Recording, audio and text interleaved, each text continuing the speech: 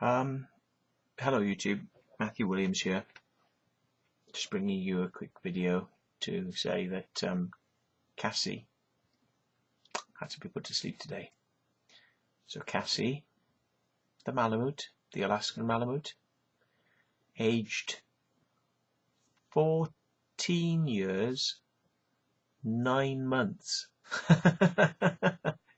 She's really doing well for a dog that they say tends to live to 12 years of age. The vets said to me, we really don't know how she managed to survive this long. We're amazed. You know, she was a fighter. She was a real fighter, and she really tried. She tried her best. But last night I was around a friend's house and she passed away at my friend's house. She went under, and I'm a trained first aider. I think I seem to remember the training, and I revived her. I held her jowls, and I breathed into her nose, and I inflated her lungs, and I pressed on her chest, massaged the heart, and I did that a few times, and then I got a response, and I managed to wake her, and I was like, breathe, lungs, breathe. And I brought the dog round, and she was okay. She came home. She was off her food. She didn't want her food, and I went out and got her some of the most top quality, expensive butcher's meat today. Cooked meat, turkey. Didn't want it. Didn't want to touch it. She was well off her food, and that was something. You know, that's something. I took her to the airfield because I was having some work done on my microlight, and she really lumbered very slowly around the airfield. She's like, whoa. And then I came home, and right here in this room, right here where we are now, in this position, because I set up a bed. The bed has been here because it's warm, and I was told that her arthritis was playing up and she needed to be in the warm, not the cold, even though she was determined to be in the cold. No, she was going to have to be in the warm. So there's a bowl, and there's a food bowl. Look, here's the turkey that she wouldn't eat. Turkey that she wouldn't eat. I'm going to give this to the neighbour's dogs now because I don't want it to go to waste. That's expensive stuff from ethically raised farming people, because I don't like. There's a butcher's in town. I don't eat meat. I mean, I have eaten meat in the past, but there's an ethical butcher's in town, and if you want to come to where I live in Market Lavington, he's the only butcher in town, and he's very good because he rears his own meat. He rears his own animals, and they get to live in fields and eat grass. And it's a local slaughterhouse, so they're not transported long distances.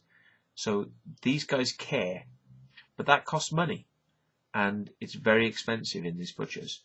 But you know what you're getting, and you pay for it, and it's good. Okay, so I went in to see him today, and I bought some turkey, but she didn't want it.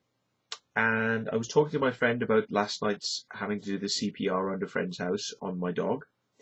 And as I was talking to him about it, Cassie started turning around and around and around. And I knew something was wrong. She was just going round, and her head was arced, and it was round. And then she flopped to one side, and then her tongue was out, and she wasn't breathing. So, right here, where you see now, right here, I performed CPR on Cassie one more time. I performed the CPR on Cassie, and I revived her. And I said, come on, Cass, come on, Cass, come on, wake, focus, come on, breathe. And I was like, breathe, got her up on her feet, and she's like, okay, I'll try one more time. I'll try one more time for you. Try one more time. And I said, right, we go to the vets. I took her to the vets, and I could smell her breath. There's something not right. Her breath had changed. something wasn't right. There was a very strange smell in the breath.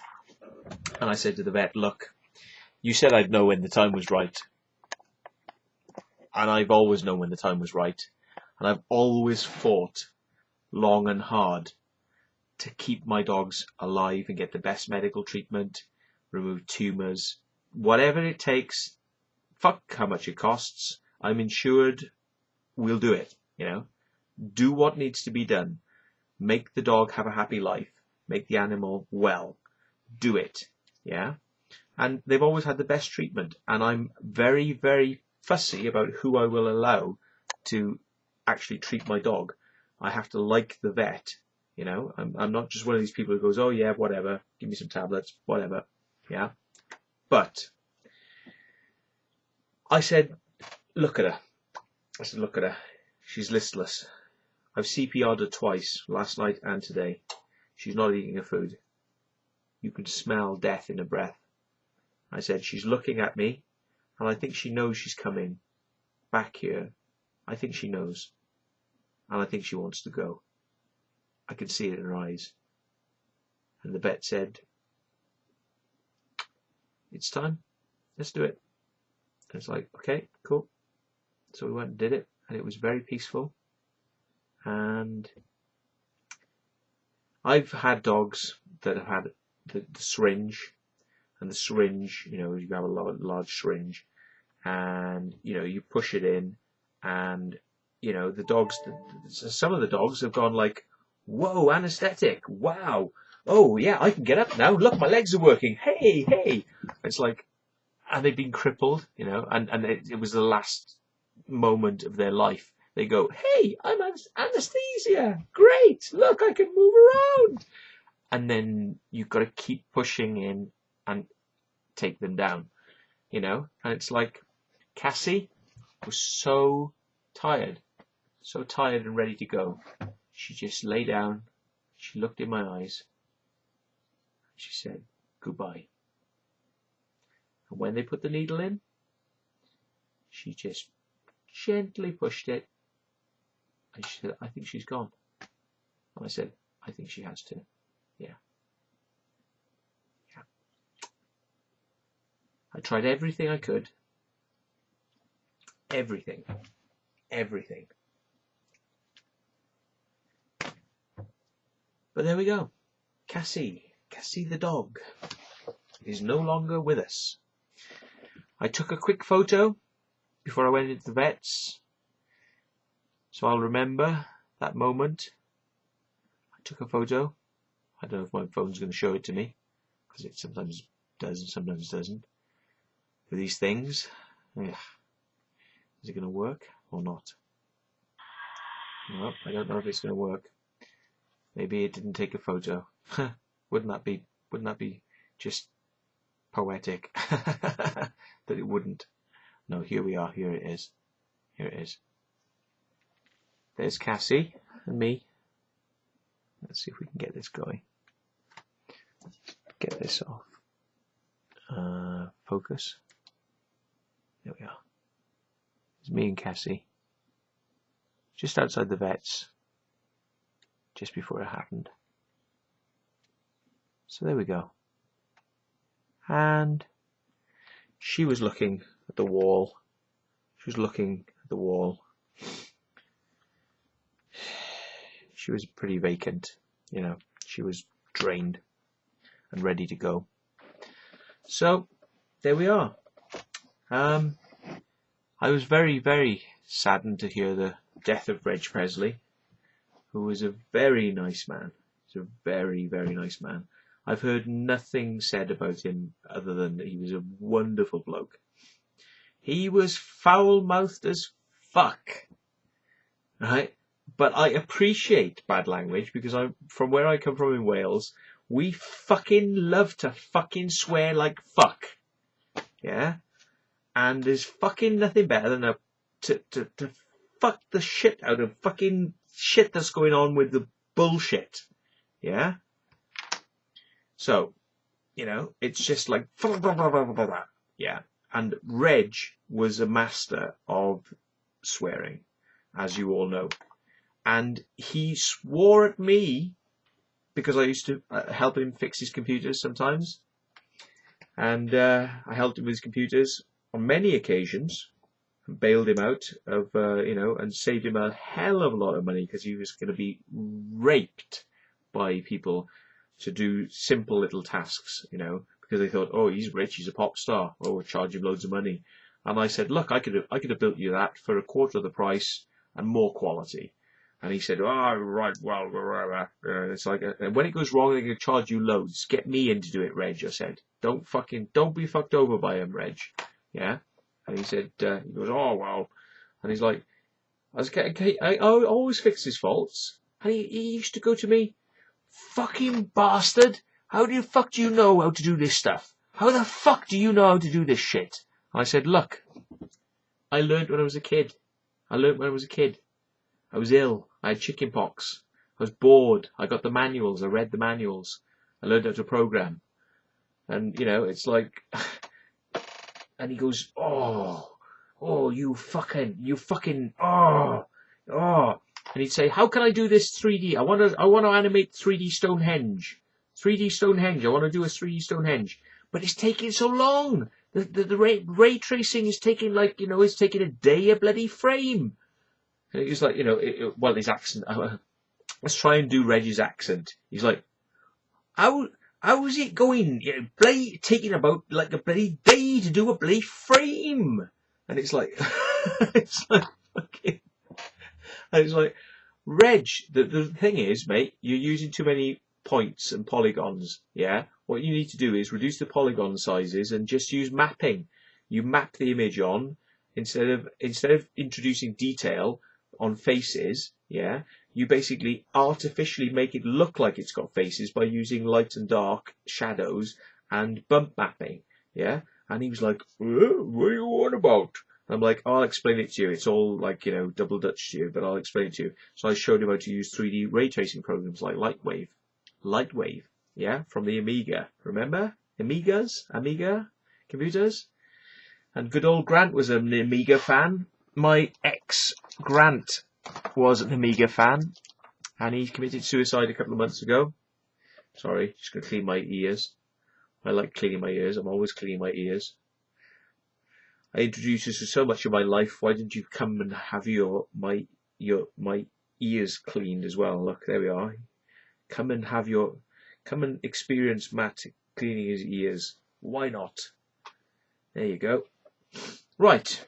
So, poor old Cassie, but poor old Reg. Reg was a very influential person and did a lot of good things. He was a very charitable man, and he was a very loving man to his family. And Busty Taylor, his sidekick, best friend, Busty was so close to the family. He used to look after the house when they went abroad, because they had a house in Spain. And Busty would look after the house and maybe the dogs and things like that, And I've been down there when Reg has been away and when Reg has been in Spain and I've been down. I used to know Karen, his daughter, very well. Karen, I used to sleep on Karen's floor, and Karen, me, Paul, and Karen would be talking about ghost stories and UFOs, and I actually saw a ghost in Karen's room, and it was quite weird, and I actually saw something weird in Karen's room. Yeah, great times. We used to wind Karen up terribly because we would wait till she was going to sleep, and then we would put on some strange music, and then she'd go, "Oi, you fuckers out there, what you fucking doing? You fucking bastards!" Like, all right, and then we turn it down and we go, "Sorry, Karen," and she'd go, "I'm gonna come out there and I'm gonna fucking kill you."